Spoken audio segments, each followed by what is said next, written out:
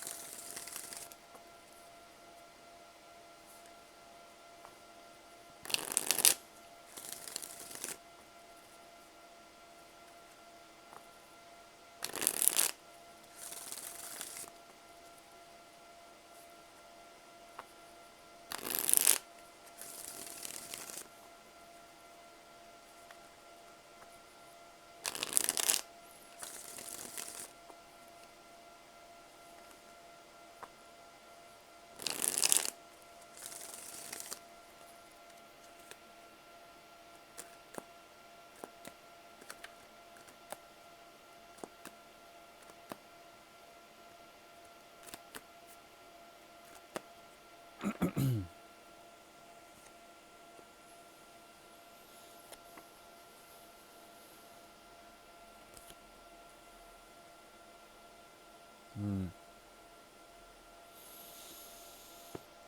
Okay, so there is a cold and exacting way, a highly elevated intellectual way. The mind is stimulated, at least for the time being, for the energy of Aries. Um, this is a good thing, but it's also retroactive. What the king looks at is something that has changed and given a sense of joy and truth to the king. Okay?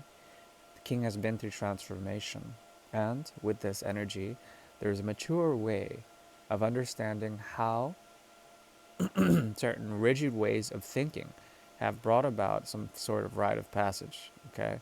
And it helps you to be resourceful into manifesting, especially paths that may be different. And from these paths, you become informed in a subtle way about the secrets of connections, of having various people around you that you can pull from in terms of these deep connections that may be informing the energy of Mars. Okay. Now, what I see here is the mind actively working incredibly well. There's a functioning mind here that is stimulated by the energy, especially of disorder or disarray. Um, and these become a source for bringing about rights. Okay, these are ways of doing things every day. But then these bring about essentially paths and choices in the energy of Gemini and the energy of Mercury. Okay, and from these paths, it doesn't mean you have to walk either of them, but essentially, what you can learn from it is some sort of intellectual transference. Okay, that become a subtle art form in order for you to bring in meaningful connections. Okay, or meaningful paths that you can sort of siphon from. Okay, doesn't mean that you have to make a choice. Okay. Um, currently, there is a way of maturing um, at a cost because of your intellectualized mind and your ability to say a lot of things or want to say a lot of things, even though there is a degree of coldness behind it or precision, self criticism, or analyses. The analytical mind is not able to fathom, essentially, some of the more creative aspects that you are pulling about or wanting to pull about, especially in the realm of romance or artistic creation. In this respect, you become a student of it, and you may encounter people who will teach you lessons about the realm of desire, but also the realm of manifestation and self-knowing. These people know what they are doing. Okay, this is where the programming comes in. In terms of these people, they may have secondary or tertiary agendas. We shall see.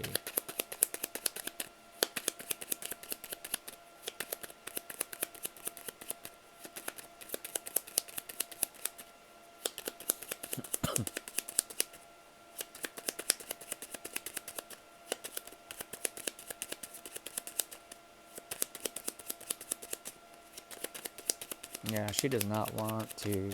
Okay. Okay. Yeah. Okay. So, anything that you learn from these quasi female figures that are much like hyenas, they will shriek to you and give you a sense of how they play their game. Okay, this will teach you a lesson, but also you are pulling from a place of absolute peace or serenity. Okay, meaning that your desires are not they're not total. Okay, and there's something about you that can learn from this, or learn from your pupils or those around the Queen of Rods. Um, there is a sense here of three people essentially falling out, okay? And this will give you a sense of experience within the realm of love, okay? Within the realm of understanding, within the realm of compassion, agape, or erotic love. But this does not have to be so. I'm just saying that a part of you can be mirrored or shifted through this energy, okay? This is disregardant of gender sort of benders. But what I'm seeing here is something that emerges in terms of the mirror that comes through this person, place, or thing. Okay, and from this, it could be another project, for example, or some sort of path in terms of your career or in terms of your travels. Also, a possibility. What I'm seeing here is a shift and a lesson to be learned. Okay, with the two pages surrounding the queen. Um, but I think you are more concerned with being truthful to yourself in order to find a sense of purity, okay? In order to find a sense of a way to break free from old ways of thinking of the mind in order to bring forth a new beginning. And these new beginnings, once again, are informed by the paths that manifest and you understanding from these paths how the energy of the Two of Cups constantly sort of moves around you.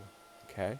From this, there's something about the past that you may have separated from in terms of you may have like taken a way of being, and now that way of being is shifting, and you're taking one of those sort of cups, okay, to leave the past in its jolly state and to move forward with something that you may not necessarily own. I'm seeing this a lot in readings.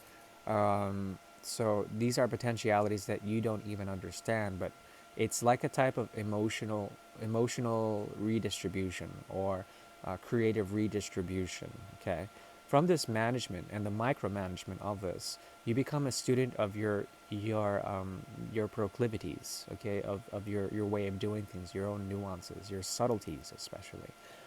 And this is being taught to you in a lesson through the Queen of Rods energy. You could also be this Queen of Rods if that's you.